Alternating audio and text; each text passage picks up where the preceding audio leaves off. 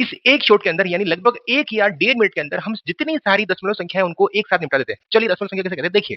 अगर भाग नहीं जाता है तब जनरेट होती हैं दशमलव संख्याएँ। तो 2 का भाग हम इसमें देंगे तो इसके आंसर आते हैं 2.5। अगर ऐसी संख्या लिखें जिसके अंदर भाग देने के बाद में भी संख्या रुके नहीं, मतलब अगर इसका भाग हम देंगे तो इसके आंसर आएँगे 6 पॉइंट इस तरह से चलते जाएँगे, जिसे हम ऐसे भी लिख सकते हैं।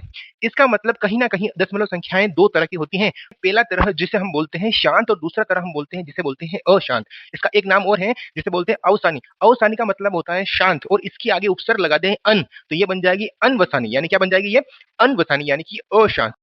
अब देखते हैं हम शांत संख्या कौन-कौन सी होती है। देखिए, शांत संख्याएँ जो होती हैं वो p बटा q की फॉर्म में होती है, यानी ऊपर कुछ भी हो सकता है लेकिन हर यानी q का जो मान है नीचे q का मान है वो या तो 2 होगा या फिर 5 होगा या फिर 2 इंटू 5 की घात होगा। जैसे यहाँ अगर 2 का भाग दें, यहाँ अगर 5 का भाग दें या फिर 2 इंटू 5 हो सकता है या फिर 2 की कोई भी घात हो सकती है या फिर 5 की कोई भी घात हो सकती है। तो इसका मतलब जिस संख्या के नीचे 2 या 5 के अलावा कुछ और नहीं आता है, उनसे हमेशा ये संख्या बनती है शांत।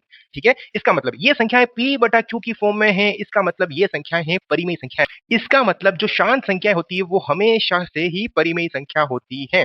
अब हम बात करते हैं अशांत संख्या की। अशांत संख्याएँ वो होती हैं जो भाग देने के बाद में रुकती नहीं है, मतलब पॉइंट के बाद में संख्याएँ चली जाती है, चलती जाती है, चलती है। इसका मतलब ये संख्याएँ 2 तरह की होती हैं। एक तो होती है आवृत्ति और एक होती है अनावृत्ति। आवृत्ति का मतलब भाग देने के बाद में संख्या एक फिक्स टाइम के बाद में रिपीट हो रही होती है और अनावृत्ति का मतलब भाग देने के बाद में संख्याएँ रुकती नहीं है, वो चलती जाती है लेकिन रिपीटिशन एक फिक्स टाइम के बाद में होता है। जैसे देखते हैं इधर देखिए, अगर हम जो संख्या p बटा q की फॉर्म में लिखें, ये भी p बटा q की फॉर्म में ही है और ये भी p बटा q की फॉर्म में ही है। इसके अंदर जो संख्या आती है वो नीचे 2, 5 और 2 की घात वाली आती है। अब इसके नीचे जो संख्याएँ बच गई थी, मतलब अगर नीचे 2 नहीं है, अगर नीचे 5 नहीं है, तो इस तरह की जो संख्याएँ होती है उसके आंसर इस तरह से आते हैं, जैसे 0.3333 ये रिपीट हो रहे हैं, तो इसको हम ऐसे भी लिख सकते हैं। जैसे इसका आंसर देखो 0.666 इसको हम ऐसे भी लिख सकते हैं। इसका मतलब ये संख्याएँ भाग देने के बाद में रुकती नहीं है और रिपीट होती हैं, इसीलिए इसे हम बोलते हैं आवृत्ति।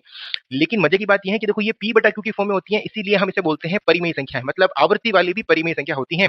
इसका मतलब ये भी परिमेय होती है और ये भी परिमेय होती है। अब हम बात करते हैं इस वाली संख्या की।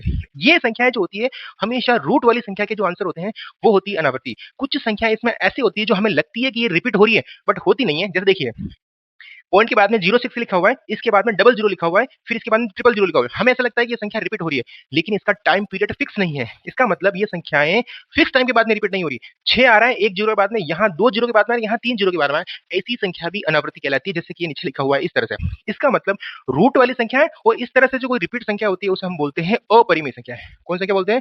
अपरिमेय संख्या बोलते हैं।